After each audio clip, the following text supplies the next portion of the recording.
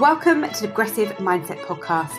My name is Natalie Potts, Business Development Coach and Mentor, and each week I'll bring you an inspiring personal message to help you unlock creating a living life full of energy, action, impact and happiness.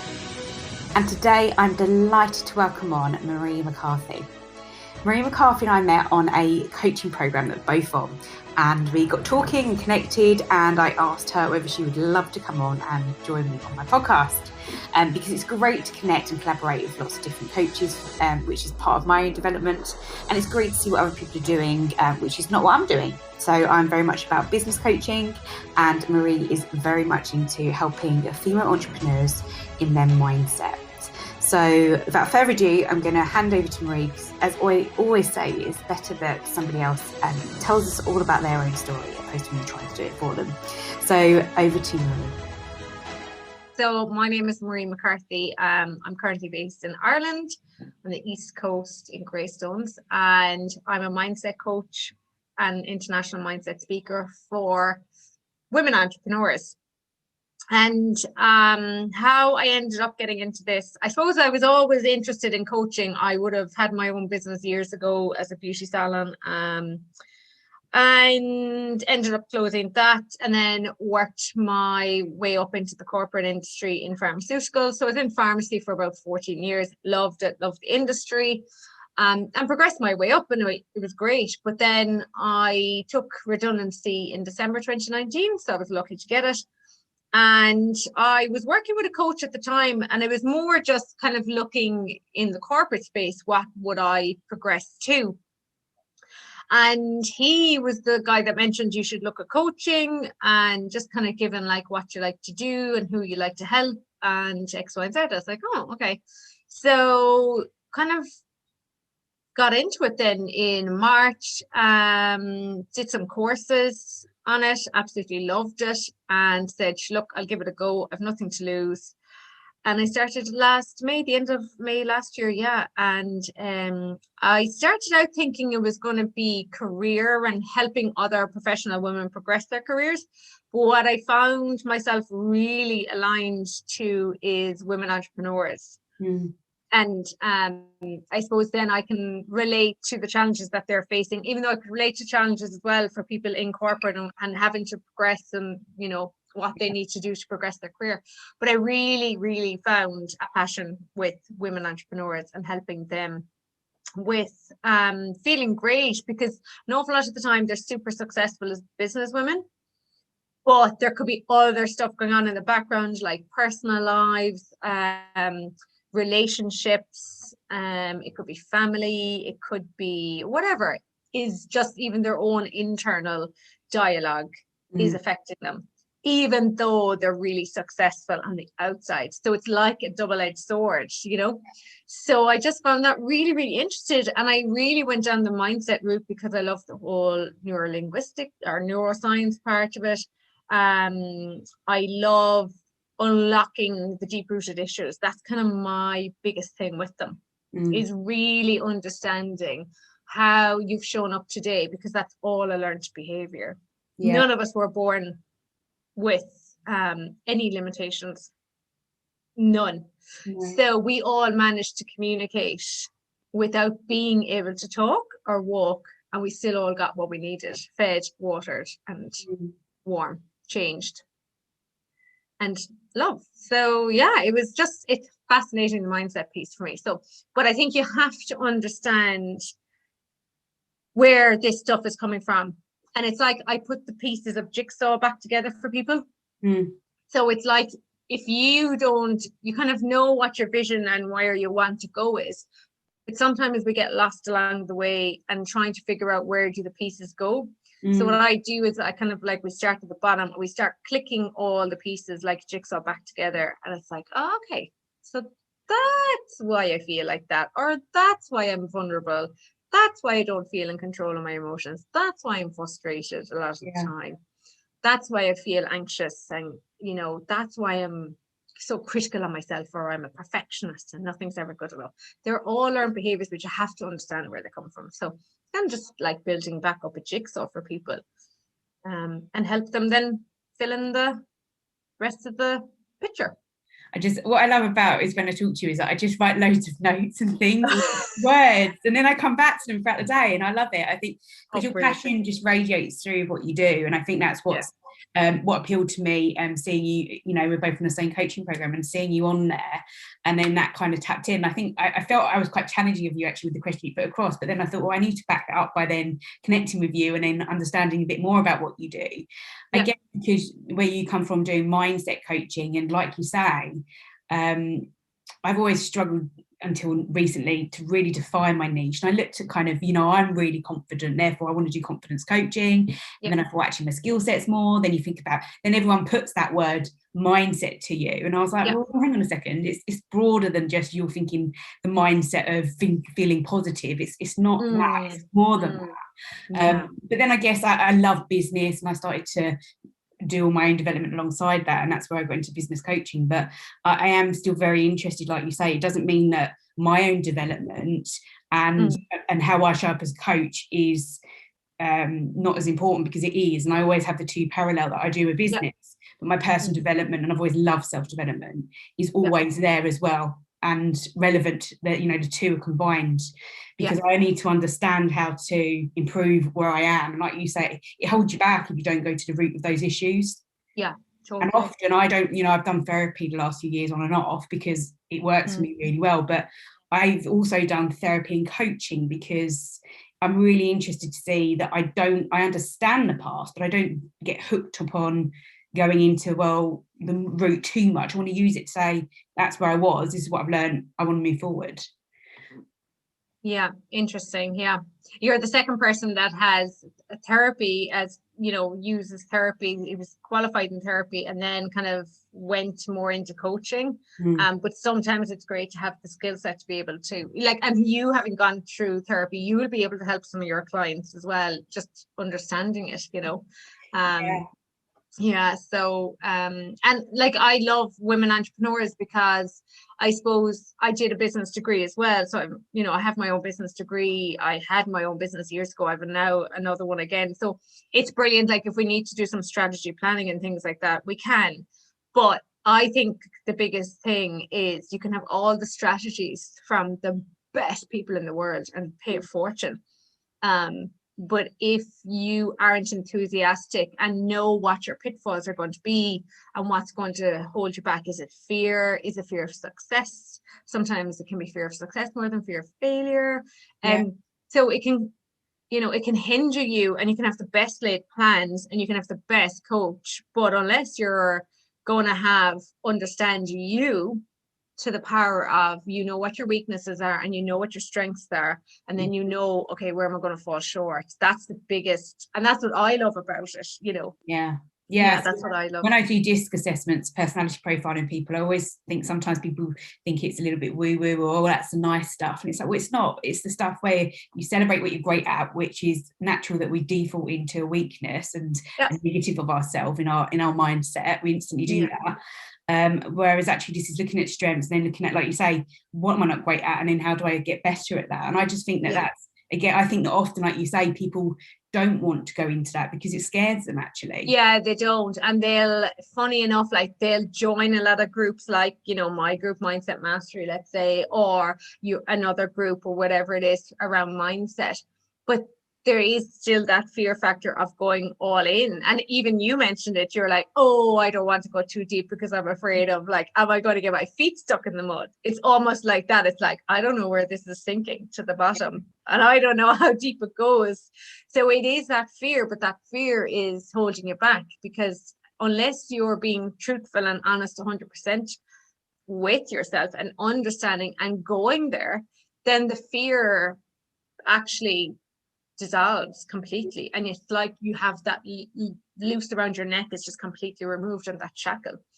So, and that's the scary part, but that's why it's so difficult for people to go there. It is so difficult for people to go there, and you're like, oh yeah, I'm this and that, and I'm a perfectionist, and it's just the way I am. You're like, well, no, you weren't a perfectionist, because when you were a baby you did have to poo in your nappy and do stuff, and you had to spew everywhere. So you're not a perfectionist.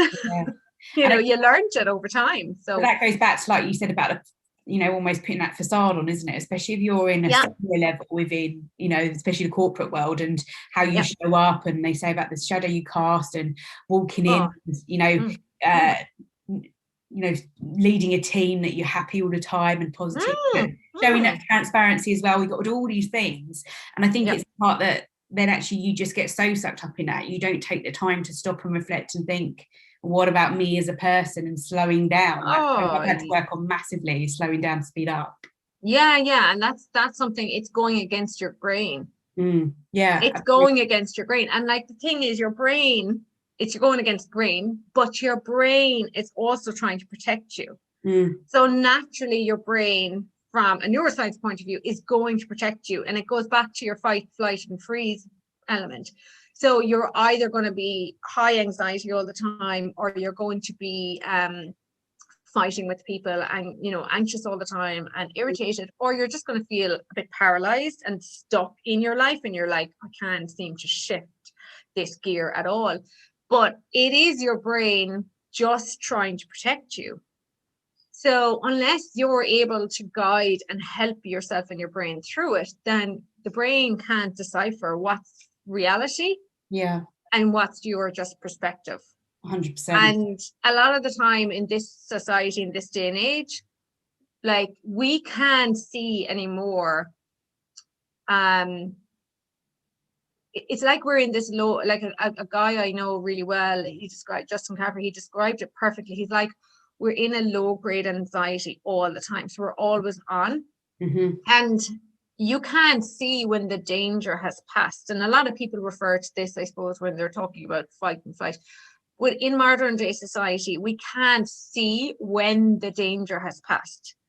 So we're constantly in a state of fight, flight, or freeze.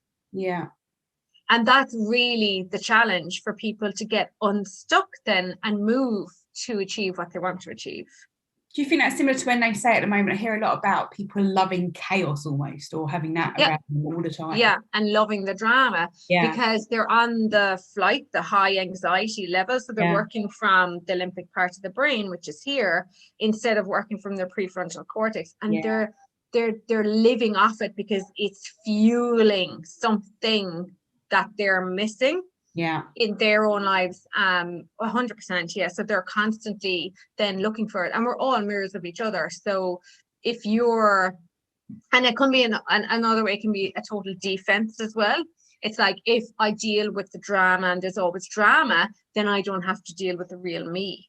And it makes me laugh and smile. I don't care about that. Like when I come home and stuff, it's like this and this release, and just sometimes just that weight's lifted. And I always remember my dad saying, like, when you come home to your place and it's lovely and it's quiet and you can just leave the day, you'll love it. And I do, and then I get, something like, wow. And then it's like, I always say as well, I've done a lot about mental health and loneliness and isolation recently, because I'm not lonely. I'm not like, I'm single, but I'm not like, oh, woe is me, and I really want to, like, I'd love a great relationship, but I do feel isolated in terms of connection with people. Therefore, I go and find that elsewhere, because I know that's what's missing.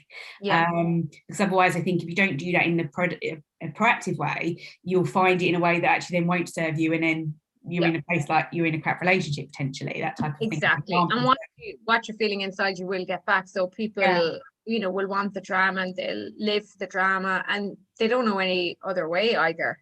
So it's then they'll attract that more and more and more, and then it feeds the adrenaline, and it feeds the adrenaline. It's like a vicious cycle. Then you're like, and then they're like, why is everyone, oh my God, there's so much drama in my life, I just want it to be quiet. And you're like, well, that's in your control too. But it's funny, everything is in people's control. A lot of people think the external factors control them, whereas that's the big difference. I think that's the key, isn't it? Having to shift and turn and be in control. What do you think maybe a couple of the biggest problems for your clients? I think the biggest problems, and it's funny you mentioned it, I'm doing a new program with it. And the biggest problems with them are, a lot of the time, it's dealing with the past, understanding how the past then shows up in in today's world for them, so in their present day, and then how it's affecting them going forward in their future. But some of the biggest problems I see is it's feeling vulnerable with their emotions, but they will never show that when they're in business because they have a team to manage, and I can't be seen as the weak link, and they don't understand anyway because they're not paying the bills and yada yada yada. So the vulnerability aspect, but then it's the berating of themselves internally, and a lot of the time it can be focusing on the business and personal life suffers. Yeah. And it's because they want to have both in a stable position, but they're afraid to go to the personal side. And a lot of the time it's, what can you control? So I can control the business, I can control who I hire and fire, I can control where I want to take my business, but a lot of the time I'm afraid to control the personal stuff. Yeah. And it's that disconnect, and then that causes friction, and that causes anxiousness, and yes, may lead to divorce or separations, whatever it is. Sometimes that is for the best option, more times it's not. It's because they don't actually want to deal with what's going on in their personal life, because they don't want to admit and understand where they're coming at a problem or a situation as well. So it's easier, and this is the big thing, it's like, well, you're super successful, so it's like women are, well, you're a successful business person, so you must be a bitch. Yeah. Oh god, and yeah. there's a lot of that stigma Yeah, there is absolutely still attached to it. Yeah. But then they create that stigma as well, because The pressures. I can't be seen to be vulnerable. And because they feel so vulnerable with their emotions, they know they'll crack. So it's like, okay, I'm just going to be the hard-nosed business person. It's so, it resonates all so much. I remember a couple of years ago, I've been fortunate to do some really amazing coaching performance in terms of leadership as well. And I was on a program with a group I was working with, and it was about 20 of us. And mainly, again, it was very male dominated. I think there was 2 females, the rest were men. I haven't got an issue with that. I'm very happy in that circle, but we broke out into little groups. It was kind of an away building, team building thing. And it was I4 leadership by Ian Locke. And he got us to tell a story of younger and things like that. And I remember sharing mine, and I looked up and everyone's faces was just like open and gorgeous. And I was like, oh my God, Nat. And I was like, what? And they were like, you've never been so vulnerable. We just never seen a side to you. And I was like, all right. And I literally, because I got so upset saying the story. And it was just that kind of mic drop moment. And then, wow. And I shared it with everybody at the end, because, I'm happy to help others and use it to hopefully make others share theirs. But it was that kind of, wow, actually I do need to show more vulnerability in leadership, and leadership's everywhere. Everybody's in business is a leader. I know. It was that key way of looking at it. And then a couple of months after that, I had a change in who was line managing me, and I got it was feedback. It wasn't meant intentionally nasty, it's how I took it. And he said, you fear failure. And I just really struggled at that, Really? Why do you think you struggled with that? That's so interesting. Because I didn't think I did. I was like, well, no, you're talking rubbish. I said, no, I don't. You know better. I said, well, that's your opinion, but it's wrong.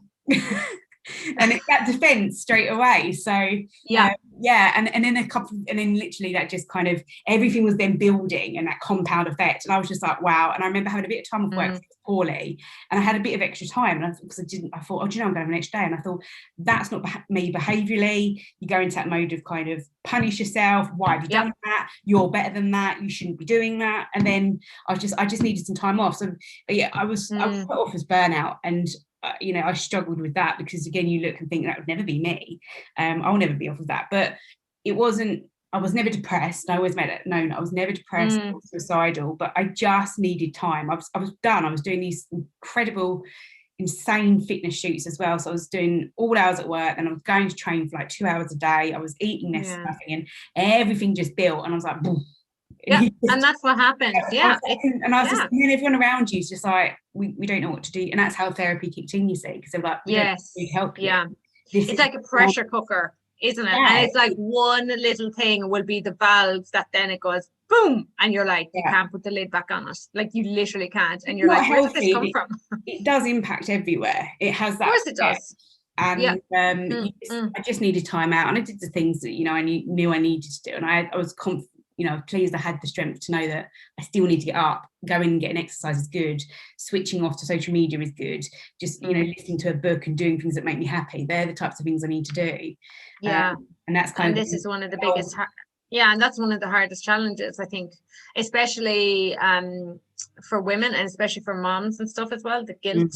You know, it's like, yeah, oh, I have to be this, I have to be that, I have to be, you know, the perfect mom, the perfect wife, you know, the perfect businesswoman. You know, there's a lot spinning when you think about it. I always think it's like a carousel, you know, in a carousel, and they're the pole, and there's so many things spinning off them: a business, employees, you know, marketing, and then they have the family life and kids and personal relationships and friends. And you know, this is the biggest thing that we struggle with, is taking time for ourselves and accepting it, because we don't want to, but why don't we want to accept some self-care?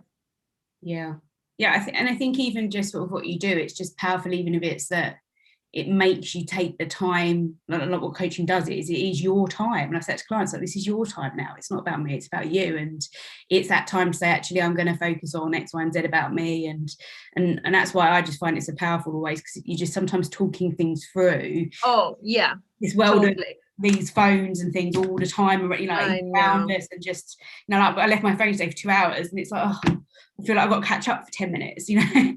Yeah, it's like the FOMO, isn't it? It's like the FOMO kicks in, and you're like, oh, I've missed out on something. You're like, yeah, absolutely, yeah, completely. Yeah, I think it's just powerful, even if you do this, just to, you know, just talking things through gets a massive weight off. And I think that that's underestimated by a lot of people, or they don't invest in themselves, because I don't know why people don't. I mean, I always have done a lot.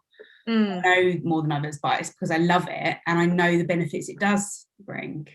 Yeah, people don't value themselves enough to invest in themselves, or the problem isn't big enough, or it's not deep enough yet for them to do something about it.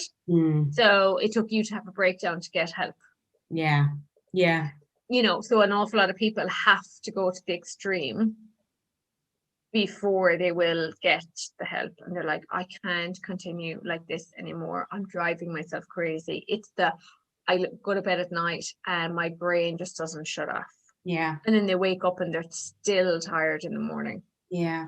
And it's just that constant berating of themselves and constant negative self-talk. But on the outside, they look amazing, and you know, they've got the dream life, maybe dream car, dream house, dream husband, dream family, whatever, dream money.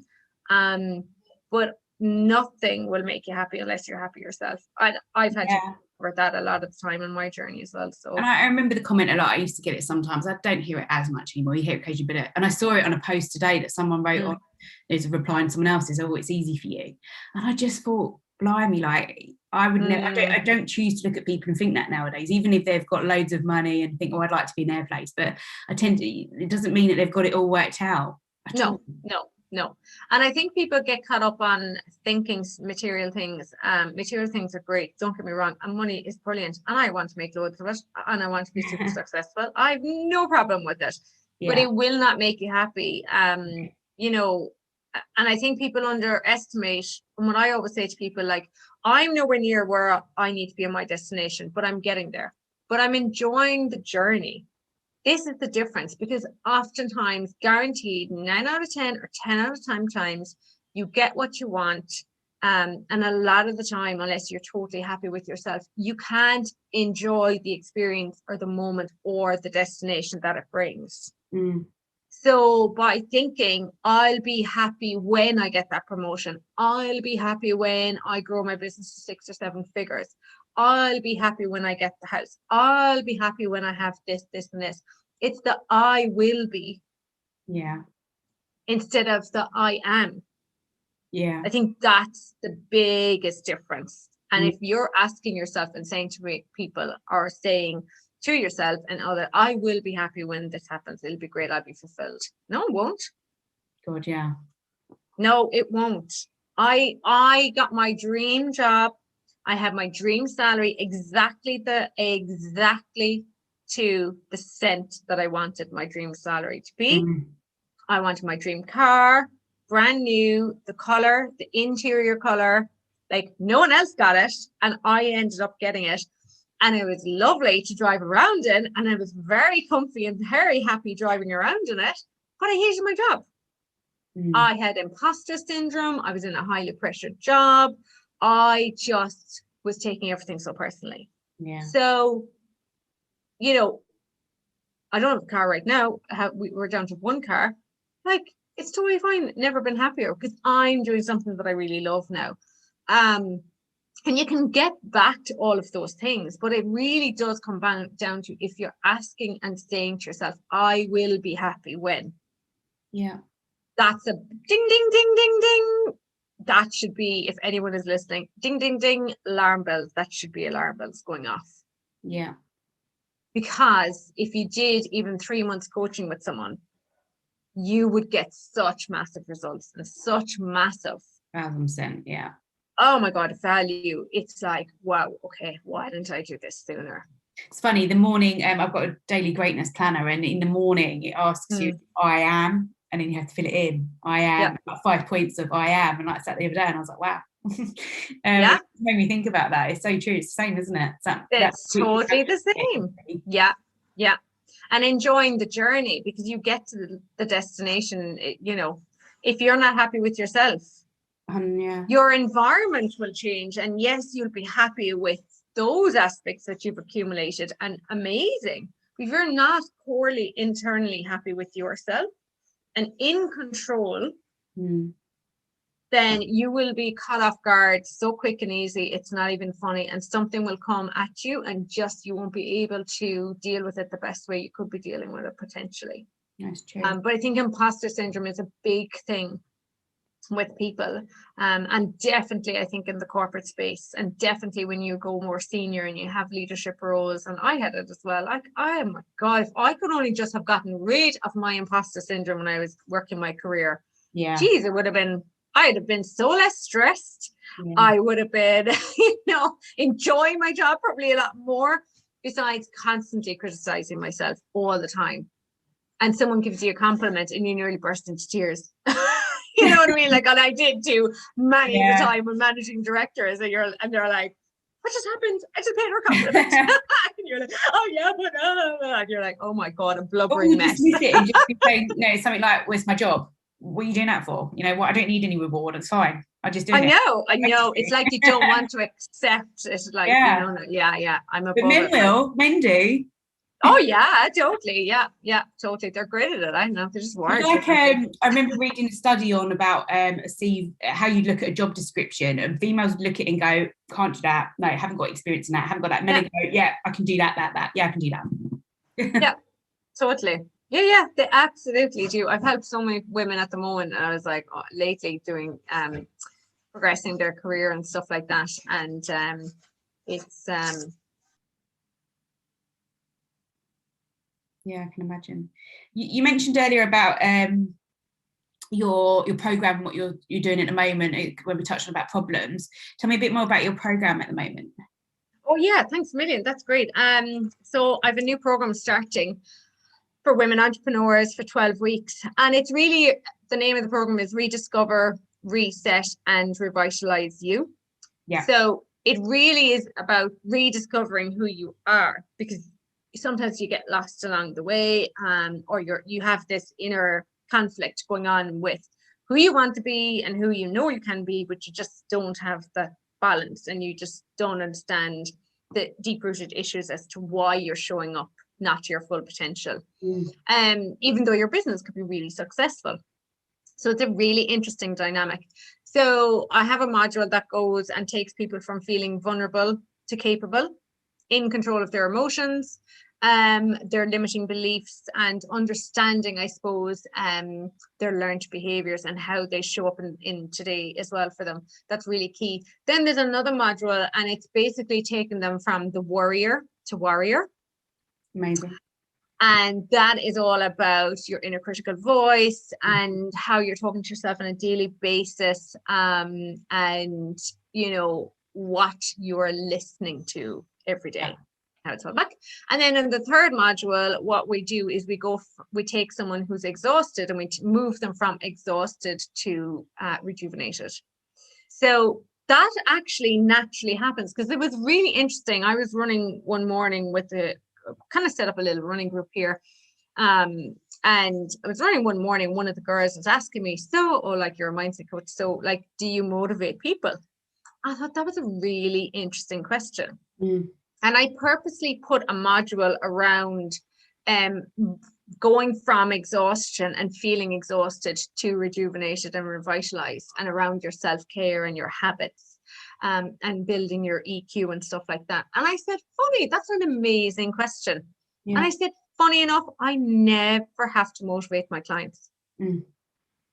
And she's like, what? Well, like, how does that work? Isn't it mindset? Aren't you kind of supposed to motivate people? I said, no, because they are motivated themselves. By the time we've worked through the issues and made it all clear in their head, and they're getting the jigsaw pieces kind of clicking together, they literally are so motivated themselves. Yeah. I never have to motivate my clients. Now, I will call them out on bullshit stories a lot of the time. Yeah. Won't let them get away with that. But it's funny, I don't have to motivate, because a lot of the time people are looking for, if I could just be more motivated.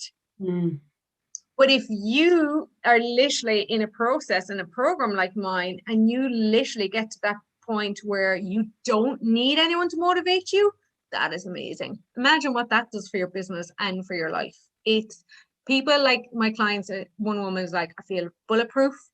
Yeah. I feel like I can do anything. One person is going for a really, really, really senior role, position, and she's totally driven and motivated for it. And I 100% know she's going to get it, and everything else will kick into place. And she could not believe, and she had a very successful law practice, could not believe how old past stuff is actually showing up in her business and limiting potential. It was amazing. So I don't motivate people, because I think you can read all the stuff and you might get a bit motivated, for about 10 minutes. Yeah. Afterwards, or maybe the next day, you know what I mean? And then you fall off the wagon again, and you're back into the same cycle. And you're like, oh God, I stopped procrastinating for that like one day. That was amazing. What you want to build is the ability yourself to knock that procrastination on the head, feel motivated, feel energized. Like, let me tell you, I hate the mornings in one way. I am not a morning person. I'm a night owl, totally, right? I am getting up at 5:30 in the morning. I was going running. I do my sea swims now in the morning. Now, I haven't swam this week because it's so cold. It's too stormy, the weather, so we can't swim at the moment. But I always dreamt about, I'd love to have the energy. I'd love to have the motivation to get up at 5:30 in the morning, right? It never happened. I would be pulling myself out of bed, like absolutely exhausted. But I now have realized, like, it is only me in control of that. And if I'm motivated and energized with life, and even get my zest for life back, that's a big thing. Get your zest for life back. Yeah. Then getting up at 5:30 in the morning or 6:30, it's like, okay, yeah, power hour. What do I need to do this morning before I go for my run or swim? Have the chat with the girls, have a cup of coffee, and then you come back and you start your day. Yeah. And yes, I'm going to bed earlier, but it is so powerful. Like, I read all the books to get me up at 5:30. I've listened to all the podcasts. I've done the Robin Sharma 5:30 Club. And I used to look, I had a boss, and he was like, oh my God, he was so senior in pharmacy. And actually he went over to England and was senior in pharmacy as well. Huge senior role. He always got up at 5:30 and would go cycling in the gym. And I was like, how do you do it? And he's like, it's not a bother. I love what I do. It's my hour or two in the morning. And carving that time out for yourself. So we're all busy. Yeah. So you have to make yourself a priority. But when you have your zest for life back, and when you feel so good about yourself, it actually isn't such a struggle. No. And it makes I can't believe I'm saying that now. Yeah, it's the discipline to do that, isn't it? Yeah. And see the benefits of that. Sometimes if I want to have a lie-in, if I am working late, some nights I could be up late until 11 o'clock, like you and me are in a program together, you know, I could be up late. I will, and if I am tired the next morning, I can have a lie-in, but I won't beat myself up about it. No, I get it. I love that. Yeah. You That's know, the important part. Absolutely. that's it. That's the beauty of it. That is really, really getting into like fine-tuning your ability to be able to control your emotions. Yeah. Now, I have off days too. I'm far from perfect with it. I have bad days too. Sometimes I feel paralyzed. But you know, sometimes I'll just jump on my Facebook group and talk about it as well and be like, well, you know, But amazing. Yeah. So I always kind of round off with a few key questions. So I'm going to fire these ones at you. So how do you measure success? Well, that's a great question. Success is different for everyone. I think, and it's different. It can be monetary for some people, like it will be monetary for me as well to a certain degree. Yeah. But I think if you can go to bed happy and wake up happy. Great. Yeah.